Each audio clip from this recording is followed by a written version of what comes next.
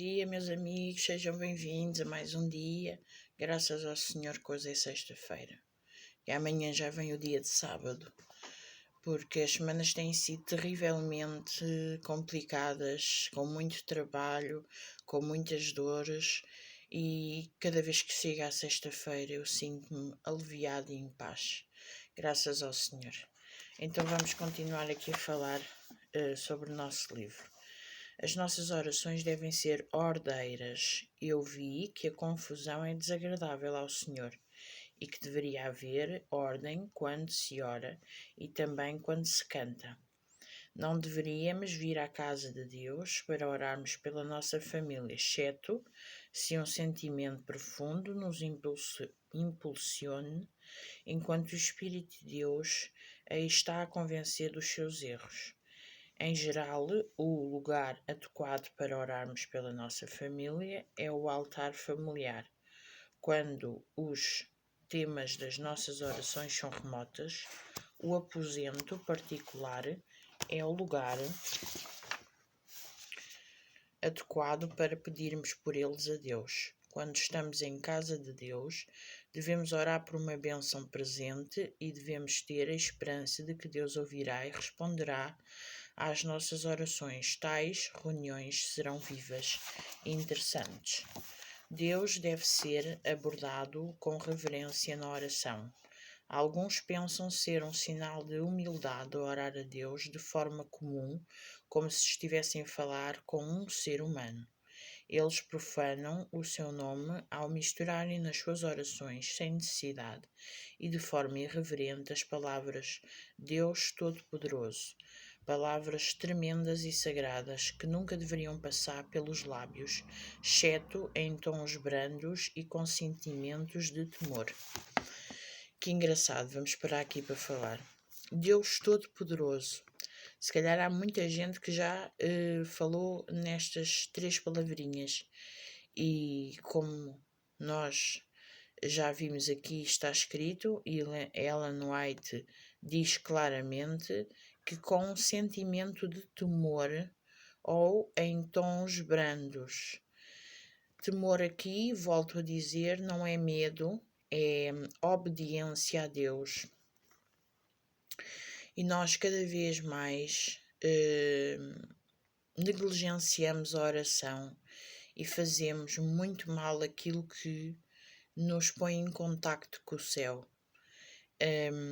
A oração deveria ser algo muito importante, deveria ser algo feito a um momento em que nós sabemos que estamos sozinhos, que não nos chateia o cão, que não nos chateia o filho, que por isso é que Deus diz, vai ao teu quarto, fecha a porta e ora, porque é um momento reservado a Deus.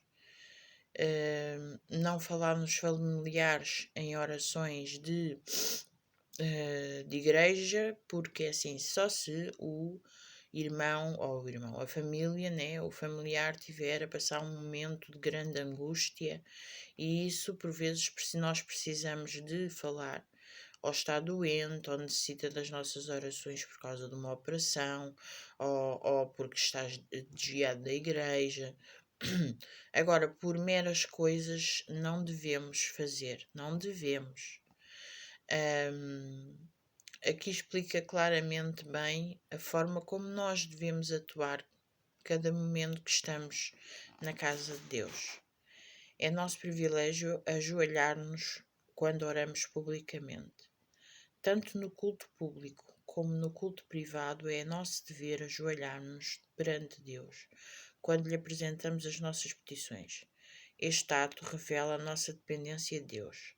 Segundo a luz que me foi dada, seria agradável a Deus que os pastores se ajoelhassem logo que se dirigem para o púlpito e peçam solenemente o auxílio de Deus. Que impressão resultaria disto? Haveria solenidade e temor entre o povo.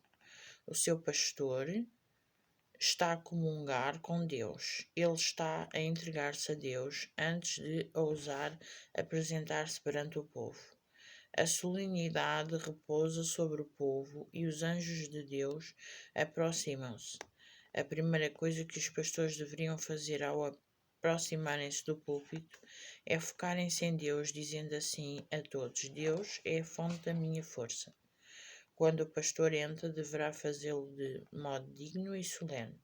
Ele deve ajoelhar-se numa oração silenciosa logo que se aproxima do púlpito e pedir fervorosamente o auxílio de Deus.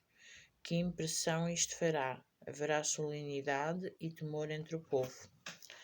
O seu pastor está a comungar com Deus. Ele está a consagrar-se a Deus antes de ousar erguer-se perante o povo. A solenidade repousa sobre todos os anjos de Deus, aproximam-se. E os anjos de Deus aproximam-se, assim é que é. Também cada um dos que estão presentes na congregação que temem Deus deveriam unir-se com ele de cabeça inclinada numa oração silenciosa, para que Deus possa agraciar a reunião com a sua presença e dê poder à sua verdade proclamada por lábios humanos. Quando a reunião é aberta com uma oração, todos os joelhos devem dobrar-se na presença do Santo e cada oração deve elevar-se a Deus em devoção silenciosa. As orações dos adoradores fiéis serão ouvidas e o ministério da palavra revelar-se-á eficaz. A atitude sem vida dos adoradores na casa de Deus é uma grande razão que explica porque o ministério não realiza maior bem. A melodia de um cântico proveniente de muitos corações, a entoação clara e distinta, é um dos instrumentos de Deus na obra de salvar almas. Todo o serviço litúrgico deve ser conduzido com solenidade e reverência, como se estivéssemos na presença visível do Senhor da Assembleia. Vamos ficar por aqui, meus amigos. Aqui está explicado a forma como nós devemos atuar no culto, na casa de Deus, a forma como os pastores devem ajoelhar logo que entram no púlpito e que nós devemos baixar as nossas cabeças e fazer uma oração a Deus. Por vezes isso não acontece, mas aqui está este livro para nos ensinar, para que nós possamos, a partir de hoje, ter uma nova forma de estarmos na nossa igreja, na casa de Deus. Eu espero que tenham um dia muito abençoado na presença do Senhor e uma boa preparação para os meus irmãos adventistas. Amém.